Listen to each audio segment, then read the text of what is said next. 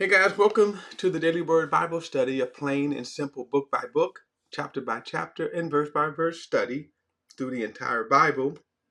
We are currently in Matthew chapter 23, and we're winding down. We're marching close, just days away from. Oh, excuse me. We're marching days away from this time, from Matthew's standpoint. We're just days away from Jesus being arrested. But in this chapter, Jesus is going to give one of the most scathing rebukes of the Pharisees, the religious leaders. And I'm going to add religion, hypocrisy. A lot of religion makes hypocrites. It produces hypocrites. When you are so stringent, like for example, religion, the term religion is basically just an observance. And of course, so a lot of times I know Christians do not like to say that they are religious.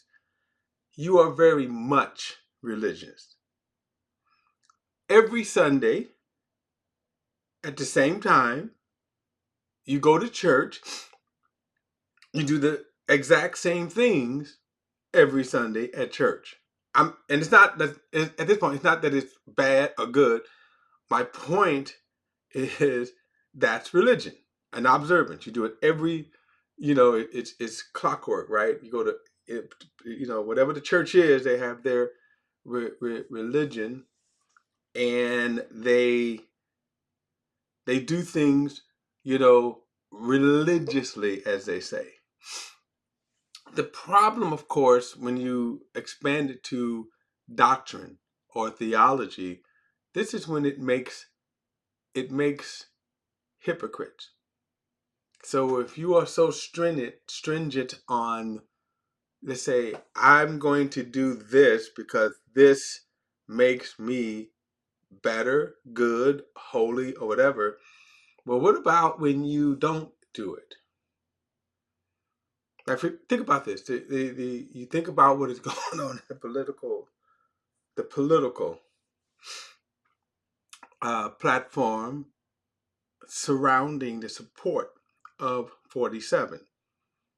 Bunch of hypocrites. You on the one hand, you will, maintain your religious fervor. And then when it comes to 47, you toss all of the values, the biblical values out to support that kind of man. Makes you a hypocrite. Makes you a hypocrite. And this is what you see with the Pharisees, is that they were the epitome of, the law of Moses, knowing the law of Moses. They were the epitome of it. And they were also the most egregious hypocrites in the name of God. Okay? Now, throughout the gospel, we'll see it in every gospel, but like in Matthew, you will see their clashes. How just stupid they are. In Luke's gospel, for example, in Luke's gospel, I believe it's chapter 13, there was a woman that was bowed over for, I think, 13 years, 12 years, something like that. And when Jesus healed her, the Pharisees stood up and said, there are 6 days in which to come and be healed. In other words, not on the Sabbath day. In other words, he was so, again, just callous towards the woman that in his mind, and a lot of times religious people do that, in their mind, they think God They think God is more concerned about whatever religious doctrine they're part of. And I'm going to take a little time to do this. There are people that think God that God is more concerned that you get dunked in water than anything else. That's the most important thing. You have to get baptized in water. And if you don't get baptized in water, no matter what the circumstances, you're going to go to hell. And there's a lot of people that think that way. Forget the thief on the cross. No. But here's where the hypocrisy coming at. You know what some of the people say about when they preach their baptism, that you you have to get baptized in water, and you say, well, what about the thief on the cross? Well, who's to say he didn't get baptized after all? But he was a thief. I mean, it's just always amazing. The Pharisees, we're going to see this in the end. And by the way, Jesus blasted them when he said that about the woman who had gotten healed on the Sabbath day. Which, by the way, if you stop and think about it, the Sabbath day was supposed to be a rest. And how can you rest if you're bogged down with illness? But anyway, I'll say this and I'll get right into it. And we're going to come up on this, that when Jesus, the Pharisees, again, remember, they are the epitome of piety. They know the law, they cite the law. Outwardly, they keep certain aspects of the law. And I must emphasize that because they're hypocrites. They make a deal with, they make a deal with, okay, they make a deal with, where's my thing here? Let me see here if I'm doing this right. All right. They make a deal with Judas, one of Jesus' disciples. They make a deal with him to betray him, and they were going to do this secretly. In other words, they were going to do this secretly because they didn't want a riot. So they do that, and then when they come and they arrest Jesus, Judas has an attack of conscience.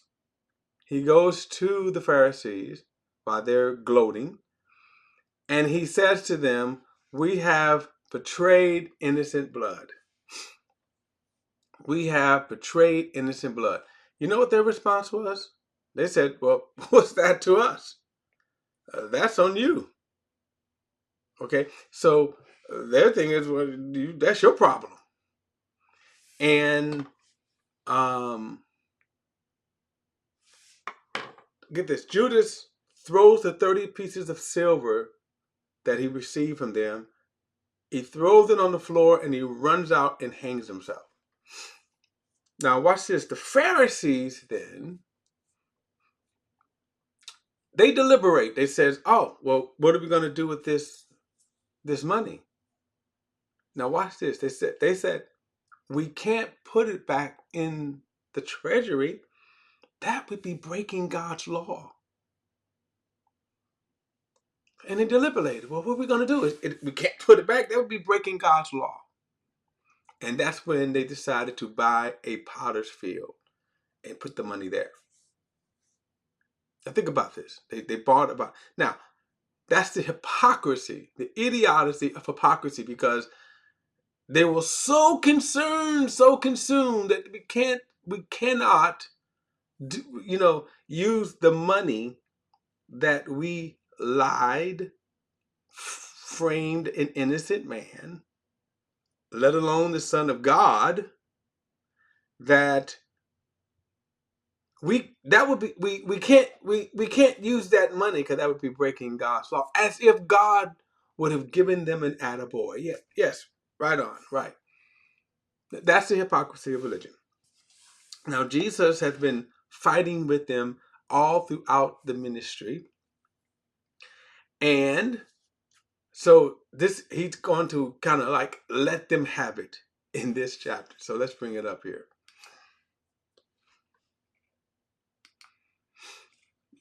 He's going to let them have it. All right. Chapter 23. Now, oh,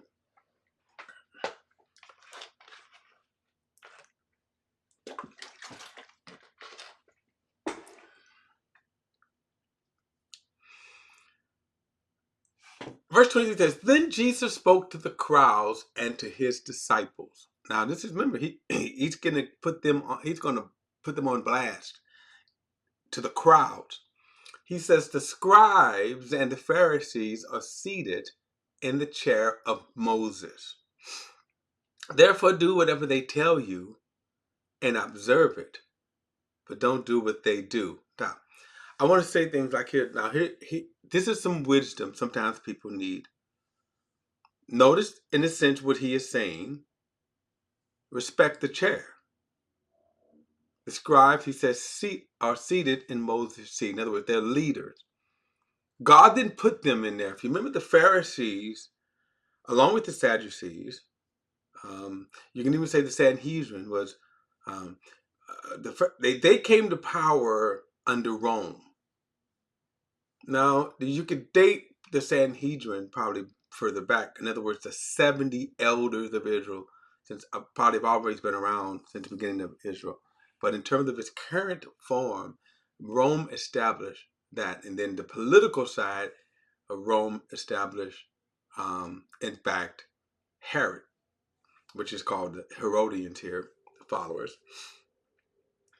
And so because of that, he says, in a sense, respect the chair. I want to say that because in churches, even if it's a wrong church, we have the freedom. We have the freedom to, you can go any church you want. And that's it, I guess, in America. Now, if you're in a particular location where you don't have kind of choices, like big cities, you're going to have greater choices. And that's one of the things that even happened in our kind of religious climate.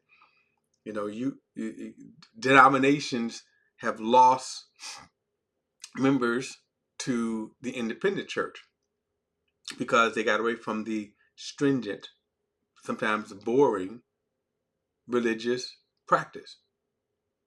And then you have a mega church that will sprout up. It doesn't start as a mega church, but they start, and people are excited about the church.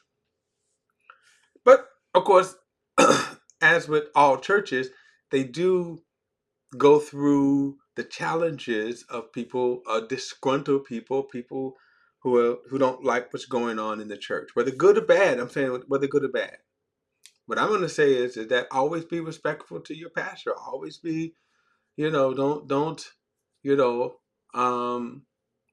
if you do not like your church, leave. We have the kind of the freedom for that. In this climate, you didn't. Think about this. In Israel, the only religion that was there was Judaism. And of course, in your town, then the only outlet was the synagogue. So you didn't have choices. You didn't have choices to say, well, I'm gonna leave this synagogue and go to go to the next one. Unless you like move to another city, then you can say, okay, I'm gonna go to a synagogue there. Believe it or not, after oftentimes, especially in the beginning of the churches, you usually would have maybe one church to a city. And of course, if it was a larger city, the possibility of having different churches. But this on the smaller scale, you maybe have one church.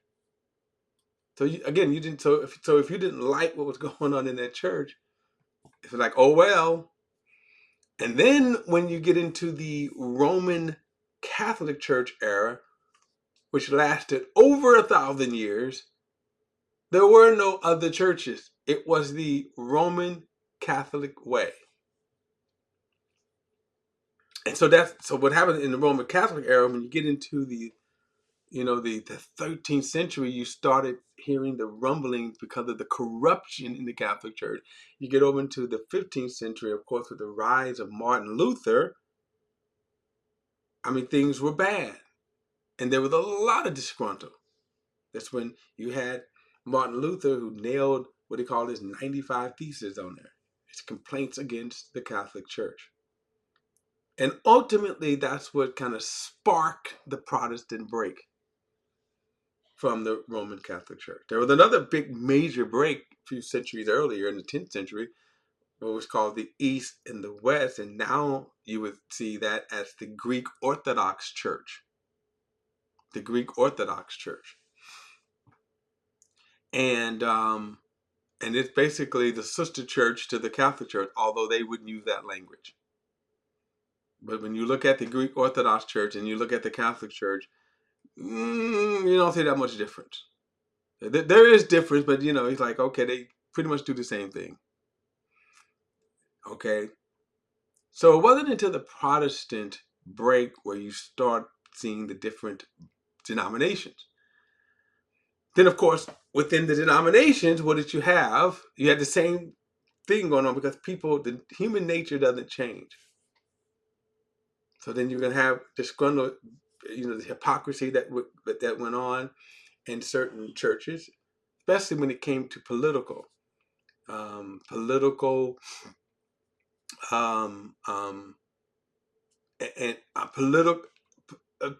churches influenced by politics. And then when people are in power, remember the thing called the Salem witch trial?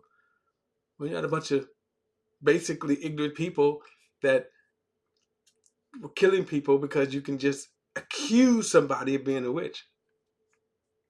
Okay? Now, what I want to say is, you didn't have a lot of freedom of religion back then.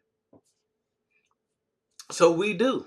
And notice what Jesus is saying. Even in this case, he says right here, he says, do whatever they tell you. The context, when he says right here, the scribes and the Pharisees, they are seated in the chair of Moses, therefore do whatever they tell you and observe it in context according to the law. When they teach the law, how do we know that? But don't do what they do. So that's that clarifies and also put in the context what he's saying. Within the law, teach the law. And what I'm going to add here is that if you are in a church where you have heavy disagreements with it, I want to say, one, I would not sow seeds of discord in the church. I think that displeases the Lord. If you have that much disagreement, find you another church. We have that freedom. We have that freedom. Or be respectful and don't sow seeds of discord. And that's why this is what he's saying right here. You didn't have the option of coming against the Pharisees. So Jesus is, again, I think the wisdom that extends beyond. Okay? The wisdom that extends beyond just his rebuke here, the commands of being respectful, again, to the chair. Be respectful to the church. You may not like the pastor, but you're not the one who determines, if he's called or not. There's a thing in certain church circles that you got people that get disgruntled, and then they will say, well, the pastor is disqualified because of particular actions they don't like. And you don't get to call that. The Bible is quite clear that you're not the one who appoints or not. Don't disappoint appoint a man of God or a pastor, a minister. That's not your point. God puts them in that office. And what I'm saying is, even if they turn out to be bad apples, it's still that's on God, not on you. Be respectful to the office. And if you were in a situation where you didn't have options, like we have options, be respectful. I think we live in a time where we have again, there's a lot of options. For example, you could always start your Bible study in your home. You got social media, right? And there's a lot of options. Again, the point here, there's a lot of options, but you stay respectful. And this is what Jesus basically saying right here. Stay respectful. And of course, again, they didn't have the options that we have, where we can go to another church. All right, we're going to obviously pick it up in the next study. We're going to continue. But I wanted to kind of point that out because we could be, I know when I was younger, very foolish, very combative. Sometimes I wanted to get my point. I thought I was always right, and I would get my point over. And let me just say that sometimes there wasn't wisdom. It wasn't wisdom. You know, so the hindsight here, as you can say, if you wish I could go back and change a lot of stuff, that would certainly be one of them. That would certainly be one of them. Because it didn't, first of all, it didn't achieve what I thought it was going to achieve. It certainly didn't accomplish, you know. As I said, respect the office. All right, guys, we'll pick up with this in the um, in the next study. Don't forget to like and share this video and subscribe to BP, the Bible Perspective, and the Bible Plain and Simple. If you have a thought or comment, add it to the comment section below. All comments are welcome. And I will see you in the next study.